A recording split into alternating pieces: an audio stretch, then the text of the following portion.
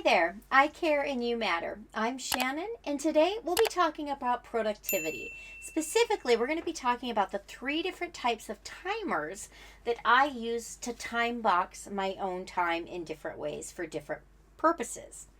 First, let's start with my timer on the go. Sometimes I don't know. I could be in a park, I could be in a waiting room, I could be sitting in the car waiting for my son to get off the train on his way home from university, and I want to challenge myself, for example. Well, I'm not going to have any of my timers with me, but I have one on my phone called Timebox. I use an Android phone. I'm assuming there's this app or maybe something similar if you're an Apple user. If you're an Android user, this is free. Go on Google Play, Timebox Timer. And what I love about it is it's very analog. You just click, hold, and drag for whatever length of time you want to time and then let go.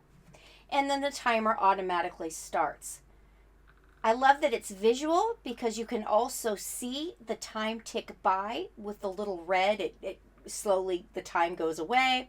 And it's not loud and annoying. So for example, I'm going to go ahead and let this burn out 28 seconds so that you can actually hear what it sounds like. So it's a visual reminder, a visual cue as you see that little red amount go smaller and smaller and smaller.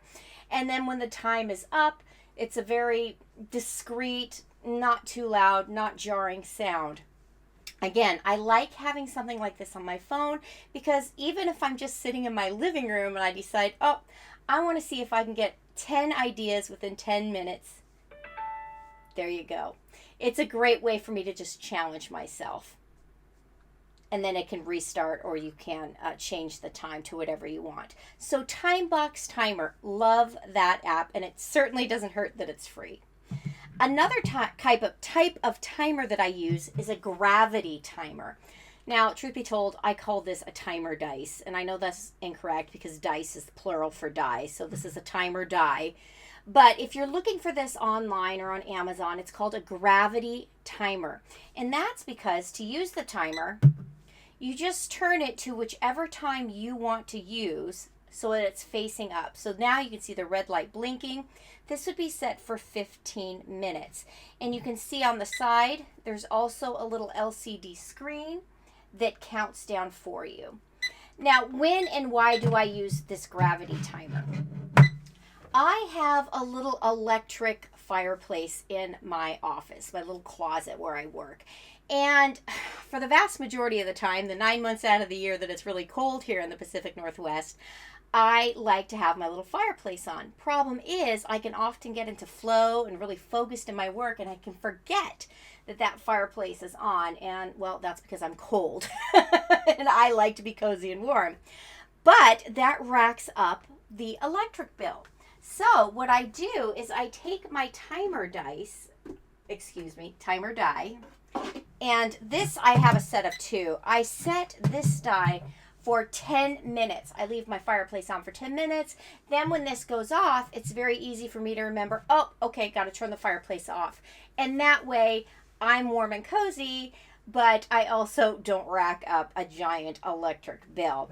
I also like to take these timer dice into, I clean the bathrooms once a week. It's my least favorite chore. I hate it. I loathe it.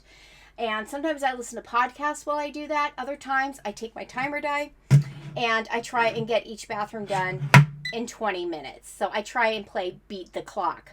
So while I might use the timer on my phone, the Timebox, for trying to generate ideas and beat the clock that way, I use these for making sure that my electric bill stays as low as possible while I stay as comfortable as possible, but also helps me time box chores. I'll often, if my office gets really messy and I'm just dreading cleaning it, I'll set my timer for 15 minutes. Where is it? There it is. And see, okay, I'm going to see if I can get my office pulled back together and clean and tidy again within 15 minutes. It's just a fun way to try and challenge myself. And I find it's very effective and helps me get stuff done when I otherwise am completely unmotivated. Now, this timer is a digital timer, and it takes, I think it's, how many batteries is it? It's AA. No, excuse me, AAA. 2 AAA batteries. And this is a little more pricey than the other ones.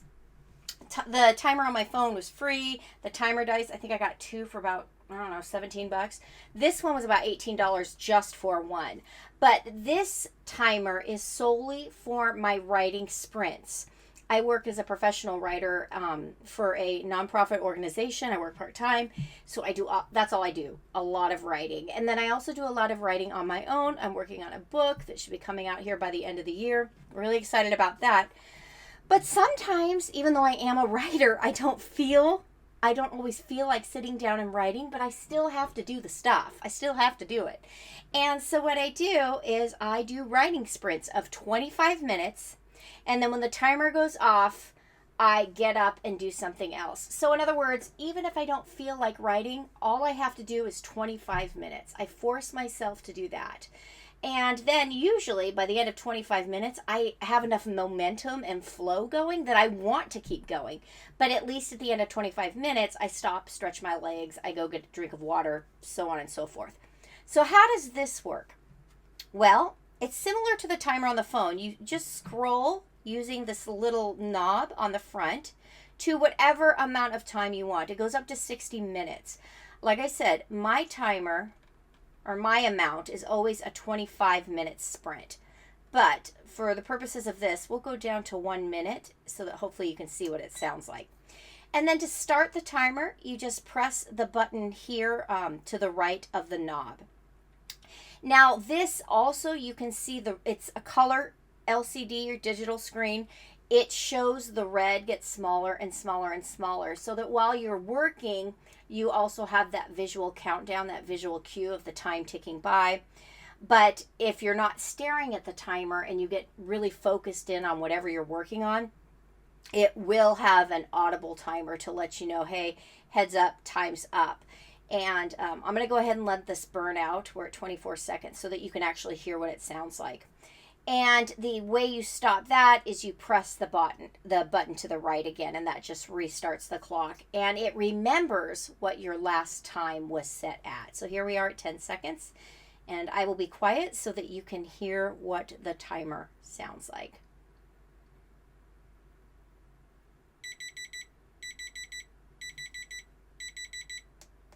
And then you can see it to stop it. I pressed that and I went back to 1 minute. So could you use a regular old digital kitchen timer? Absolutely. Could you use one of those old-fashioned timers where you actually just spin it? Absolutely. But these are the timers that I have invested in to help me be more productive. Helps me focus, helps me get stuff done, even when I don't want to or I don't feel like it. So there you have it. If you've liked this video, I ask that you pay the fee. What's the fee? Please share me. Share me with someone else who might also appreciate this kind of content. And until the next video, thanks so much for watching, and I'll catch you next time. Bye-bye.